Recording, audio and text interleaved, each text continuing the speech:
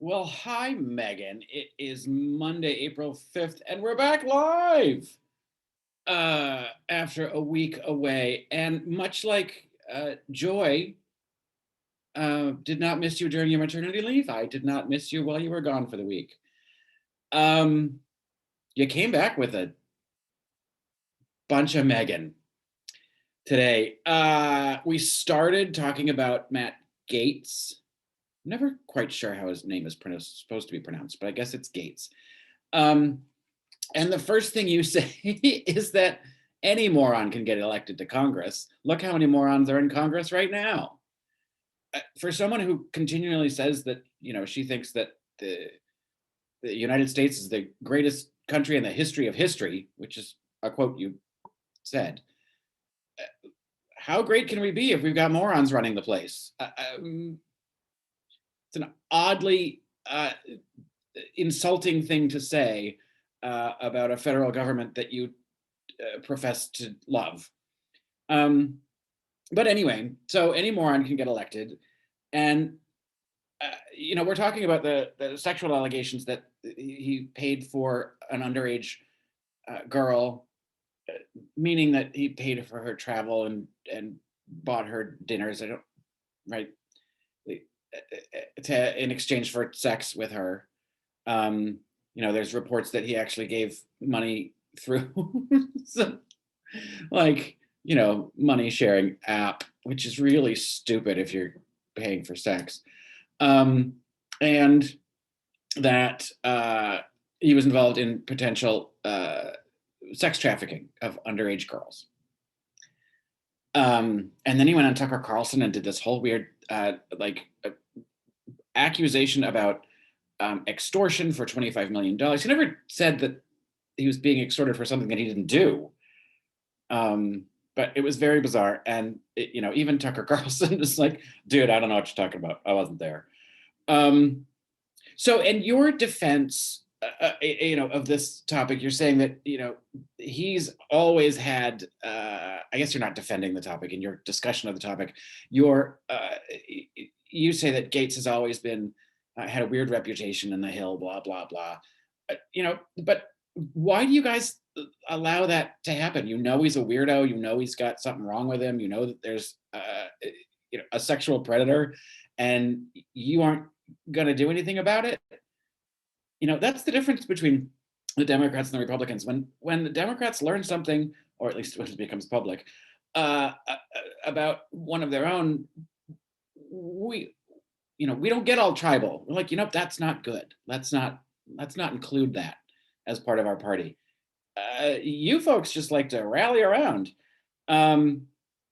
Anyway, so, you want to throw out some false equivalencies. Yes, he should resign and he's a terrible person. But what about Eric Swalwell? Well, apples and oranges, dum-dum. He had a low-level campaign worker who was discovered by the FBI that she may have ties to the Chinese government and potentially be a spy. So he fired her. He may or may not have slept with her. We don't know. But I guess you assume that because, he at one point, had sex with some girl, that he told her all of the confidential information and the classified info that he gets from intelligence briefings, which is pretty likely untrue that he would have done that. But I guess that means, if you were in a position, you'd be, blabbering all the top secret information off of anybody you hooked up with off of JDate. Politico shiksa for you.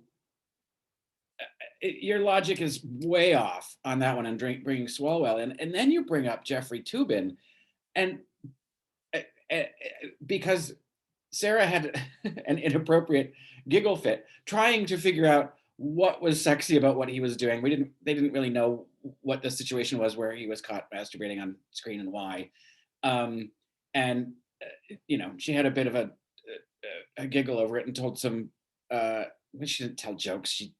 She was trying to make sense of it and not understand the situation. And you just Sarah, you just thought it was so funny. Yeah, I remember when that happened. Like, did you take a class on how to be the worst coworker ever? It's completely unnecessary to bring that up and, throw shade on Sarah for a moment that she's probably, not proud of. Oh, God. That's just pathetic.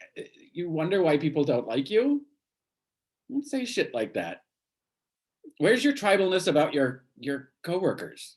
Why don't you feel any, um, you know, mommy? What is that, mommy bear attitude towards them? Anyway, um, you go on this vitriol thing about how anything that you think anything that has to do with men and sex is disgusting, and you get all worked up about it.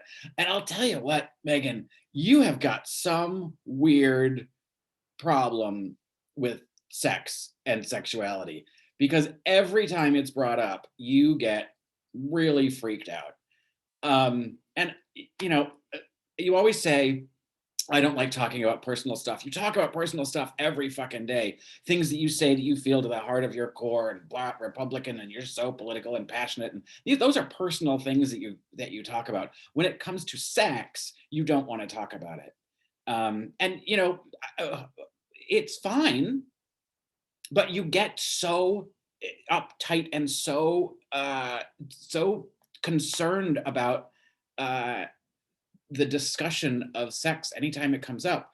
And I don't care. Maybe you and Ben have, don't prioritize sex in your life. That's fine. That's your business. I don't care. But you don't have to be so weird about it. Like, I mean, sex is natural. Sex is fun. And sometimes it's good when it's one-on-one. That's a little paraphrase of George Michael. But I don't understand why you have this. I think you should see some professional help about it, because it really comes across as just somehow frigid. You just freak the fuck out when the topic is sex. So, you might want to do a little homework on that. Again, I don't really care about what your preferences are in the bedroom. I don't, this isn't that I want to know anything. I just feel like you clearly have an issue discussing sexuality, which is not very healthy. It's a natural part of life. It's the thing that gives life. And I think you know that since you have a baby. So we know you've at least had sex once. And it should be an enjoyable experience for everyone who's involved in it, which is why we have these conversations about consent, right? If everyone involved hasn't consented to it, it's not going to be fun for everyone involved. So another thing in a long list of things to work on, Megan. And then we move to the Georgia voter law. Whoa. And you are so disappointed in Joe Biden. You go on saying there's so much misinformation about this bill and nobody understands what it's doing, and everyone's got it wrong. But then you don't bother to explain, what do we have wrong? What have we been saying that's incorrect? What is it not about? How is it not suppressing the vote of, or attempting to suppress the vote of people of color? The changing of the weekend hours, the limiting of mail-in, like where is, all you do is attack New York voting laws. I don't know how that's helpful for you in making an argument. So I don't get what your segment was about. Just what are we getting wrong? Apparently you don't know, or all you want to do is throw out the names of people you don't like. And you're upset that Joe Biden said something disparaging about it, that he's not unifying the country, and the whole Major League Baseball is pulling the All-Star game out of Atlanta, and you go on this big, like, you can't take a thing without extrapolating it into giant hyperbole. Well, then Major League Baseball has other things that happen in Georgia. If they're going to take out one thing, they should take out all the things. Well, there are hometown teams that have play in Atlanta that I assume probably get to make their own decisions about whether or not they're going to leave their own home stadium. And Major League Baseball made one decision about one game in particular because they were making a statement about it. And this is perfectly fine. I thought for sure you were going to talk about the slippery slope of cancel culture, but you sidestepped that one by just saying that Major League Baseball should go even further if that's the tack they're going to take. So, yeah, and then your whole thing with Biden being disappointed that this isn't the unification that you were hoping for. I don't know what the fuck you thought that meant, because it's never been about, oh, Republicans, we're going to kowtow to whatever you want, make sure you're happy. When he was talking about the soul of the nation, he was talking about the vast hateful rhetoric and misinformation that was coming from the last administration that you were a part of, that was creating all sorts of violence, all the anti-Asian American hate and crime and violence. And you even said a couple of weeks ago, we should be doing something to solve the problem. And I said then, and I'll say it again, part of the problem is you. When you allow that kind of rhetoric and that kind of race baiting and making fun of people for their culture or for their heritage, and saying that's okay, or tying a virus to someone's culture, that's part of the problem. That's part of the cycle of abuse, and the vast amount of misinformation. Like all he was trying to say is, let's actually talk about what's real, right? The soul of the nation is about getting away from all of the hate and actually getting some shit done that helps people, which is not something the Republican Party seems to be on board with in any way, shape, or form. Which includes getting vaccinated. You ask, and I can't remember who the guests, I can't remember his name or what his position is. I apologize for that. I should have written it down. But you're like, what are you going to do about Republicans who don't want to get vaccinated? Do you realize that part of the reason Republicans don't want to get vaccinated is because of all that bullshit from the last administration, the lies and misinformation and shit that you perpetuate? But I don't trust Dr. Fauci. He's changing his mind too many times. I don't trust him. All that bullshit adds up. And now that there's a problem, right? Republicans have now taken all of the input from your party and said, well, you told us we shouldn't trust it. We're not going to trust it. And now you want the new administration to fix it. How are you going to outreach to the Republicans to get them to get the vaccine?